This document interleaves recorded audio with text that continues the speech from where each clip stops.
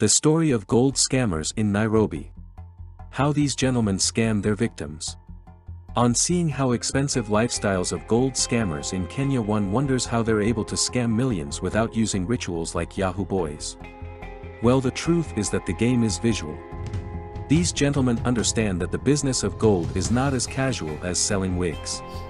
It's as complex as selling new cars, which involves top-tier clients, cause 1 kilogram of gold is equivalent to 10 million Kenyan shillings.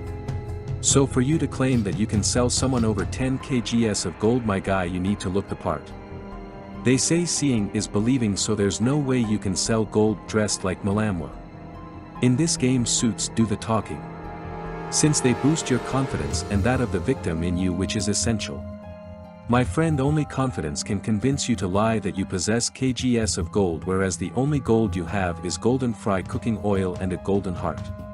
This confidence will propel you to look for a car. As a rookie, you can walk to a car yard like at Kai and Kero and hire a luxurious car according to your taste, simply for the purpose of confusing the victim and portraying a wealthy persona. This confusion you'll later extend and you meet at a high-end restaurant in town or at a rich hoods in Nairobi like Kilimani.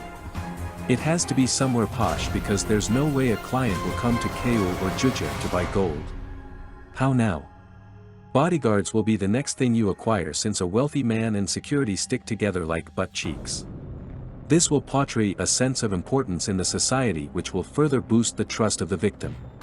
Trust that you will seal when you show him pictures of you and very important people in government. These pics serve to show how well connected you are with those who make the laws and are probably taken in events. Having acquired these essentials, you can now move on to the next plan. The next cause of action is to convince the victim. Here is where the wheat is separated from the chaff, cause one wrong word can squander the whole deal. Top of the list, you'll need a lawyer whom you'll need later in the process.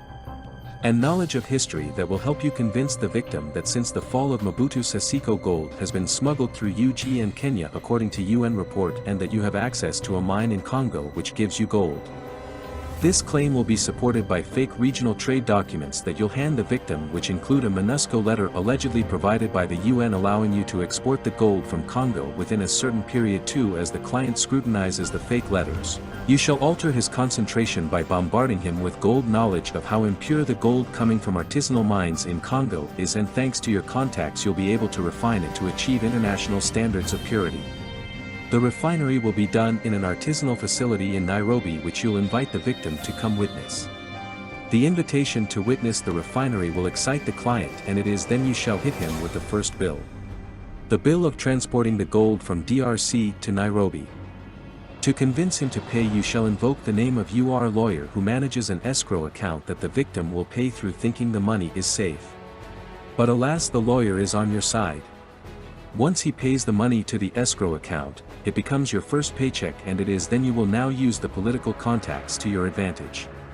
Some can be fake, but some can be true, like Wetangula in Dubai gold scam. These politicians will allegedly provide security for the gold and also pay customs, taxes and levies needed by the government. A role MP Zahir Janda played in the Dubai scam as well. What the victim doesn't know is that he's paying for air. You shall give him a time frame of when it arrives, and when it does you put to action plan 2. The gold arrives in usual style, stored in metallic boxes.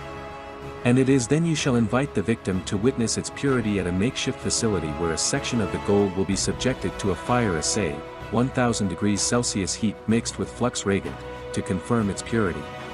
After subjecting the section you pick to a fire assay, it will then be tested using a XRF scanner to ascertain its purity levels, which will help the con game. Once tested, all the others boxes will not matter, since the victim will be convinced. So you can stuff the boxes with anything. Could be smelted padlocks or painted stones. Bora UJ's boxes, and make sure you're the one who picks the gold to be tested, or else. Later you will ask the victim to make the remaining payment as you package the gold for transport to the airport, where you shall stage the exportation with fake customs of the boxes written "handle with care." So if you have 30 kilograms of gold, that's 300 million Kenyan shillings. Once the victim has certified that you've taken the gold to JKIA, he may leave the country thinking that the gold will reach the place, only for you to call him and tell him that more levies are needed. The victim will send, not knowing he's paying for stones. Meanwhile Wheelie Yuko Pale Club partying the hardest like Kevin Obia or at the showroom buying Bentleys and Porsches like Jared Otieno for sending your wife to buy milk with. How they wash their money is simple. They join politics like Sahir Janda who is now an MP for Nyaribari Chache, or try vying for governor post like Jared Otieno who wanted to be Homa Bay governor. If politics is not your thing like Kobia, you'll start an entertainment company like A1 which will be responsible for bringing international artists in Kenya like Rick Ross. Ticket sales will wash it.